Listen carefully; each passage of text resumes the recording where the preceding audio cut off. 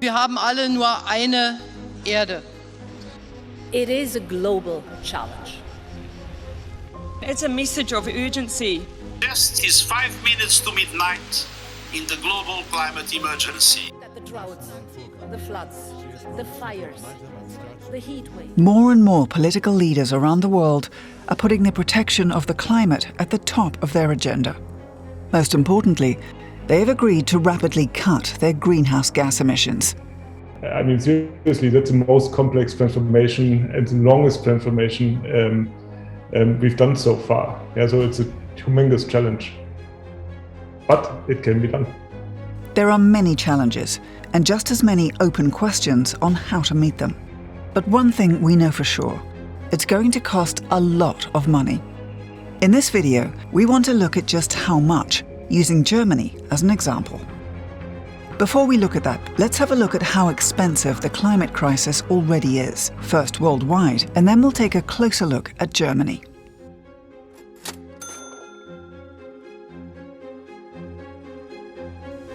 The frequency and intensity of extreme weather events has risen sharply in recent decades. Forest fires in North America, Southern Europe and Siberia, typhoons in Southeast Asia, floods in Germany and China. Yes, they're expensive. Insurance companies say extreme weather events cost more than 68.5 billion euros in 2020 alone. Among the hardest hit in the last 20 years were Puerto Rico, Haiti, Myanmar, the Philippines and Pakistan.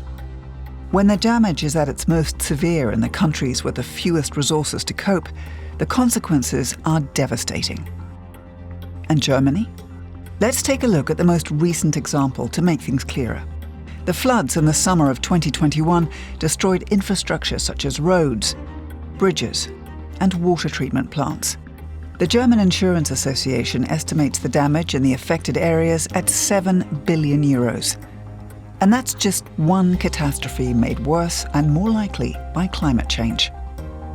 Germany also went through several years of drought that damaged huge areas of farmland and woodland.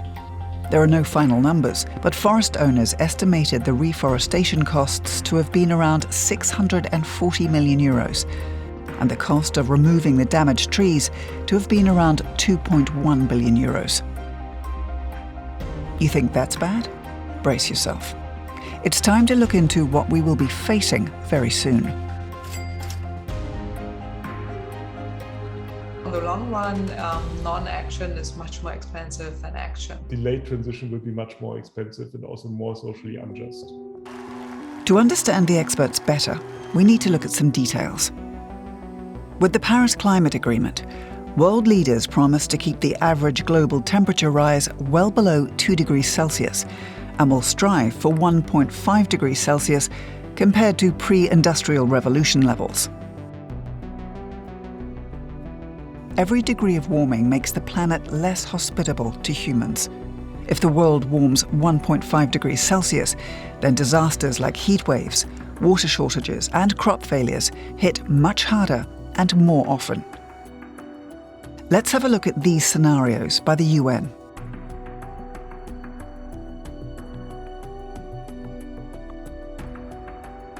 Remember the 68.5 billion euros of insurance costs because of extreme weather events from last chapter? That was from 2020, and it's only getting worse. A lot worse.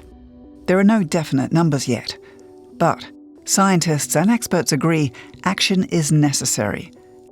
And that leads us to our bill.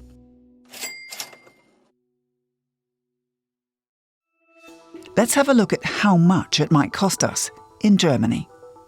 First of all, Germany already plans to achieve climate neutrality by 2045. That means balancing those emissions, so they are equal to or less than the emissions that get removed through the planet's natural absorption. Research that focused on the costs of this transformation came to the estimate that it will cost 6 trillion euros until 2045. That's a lot of money. Bear with us. Let's have a look at the 3 sectors which are going to swallow the biggest chunk of that money: transport, energy, and industry. They are the most expensive to revolutionize because they're big, emit a lot, and are complicated to decarbonize. The energy sector is Germany's biggest emitter.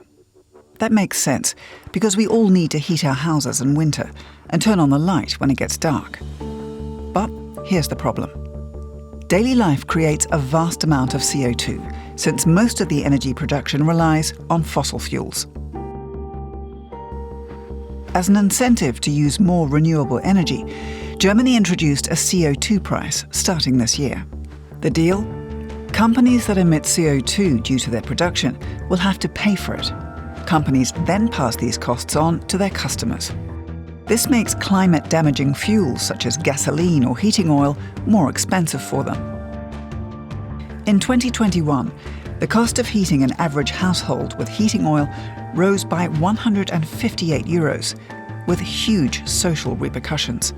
For example, the CO2 price have to be paid by all consumers, but it's most affected by low-income households because they have to spend more money related to their income in relation to rich or high-income households, which have a higher CO2 footprint. On the other hand, also higher income, so they can they are not spending that amount of money for this kind of CO2 price, and this is socially not fair.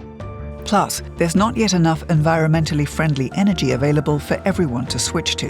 But there is a solution. Allerbeste Maßnahme, uns sozusagen in puncto Energiekosten robust aufzustellen, ist tatsächlich erneuerbare Energien auszubauen. Also wenn man so möchte, ist der Energieausbau die erste sozialpolitische Maßnahme, wenn wir über Energiearmut sprechen, weil wir einfach da sehr planbare und sehr niedrige Kosten haben über lange Zeiträume. And that takes us to the second sector, Germany's industry. The automobile industry is the driving force here. It's considered the backbone of Germany's industrial and financial economy. It needs one thing above all: steel. Not surprisingly, cars are mostly made of steel. The conventional manufacturing of steel is anything but environmentally friendly. Around 1.7 tons of CO2 emissions are produced for every ton of crude steel. Manufacturing techniques that cause fewer emissions are still in their infancy. The German government, actually the outgoing one under Angela Merkel, pledged billions in investments to decarbonize steel production. The cost? 13 to 35 billion euros alone in this decade. And that's just for the steel sector. It's a promising way to make Germany's car production more climate-friendly. Speaking of which, most of the transport here is road-bound. And so, it's back to cars. Transport is the last sector we focus on, and what it means cost-wise. To cut CO2 emissions, electric vehicles are an alternative to the good old combustion engine. Currently, electric cars are more expensive to buy than conventional cars. But anyone who buys an electric car in Germany for under 40,000 euros will receive a buyer's premium of 6,000 euros from the state. Plus, products based on fossil fuels like gasoline will become more expensive. Electricity, on the other hand, you remember we said it, has a high potential to become more affordable due to improved production techniques. So, in the long run, electric cars will become more affordable than cars with combustion engines. There are many questions we don't know the answer to yet. For example, will scientists be fast enough in developing methods to store renewable energy efficiently? Will Germany find a way to make climate protection socially just? And many more questions. But there is one last point, which is really important to mention. We talked about huge sums of money in this video. Economic damage to goods, to buildings, to infrastructure. But all this doesn't matter in the face of some costs that are hard to put a price tag on. Humans are already dying as a consequence of climate change. According to the World Health Organization, climate change is already responsible for 150,000 deaths around the world every year. And that figure is rising. The air pollution from burning fossil fuels kills millions each year. 8.7 million to be precise. That's the latest estimate from 2018. And not only humans are dying, Plant and animal species are becoming extinct at an alarming rate. Protecting the climate will remain one of the greatest challenges over the coming years. And it will be expensive. But in the long run, investing more in advance may mean spending less to repair the damage later.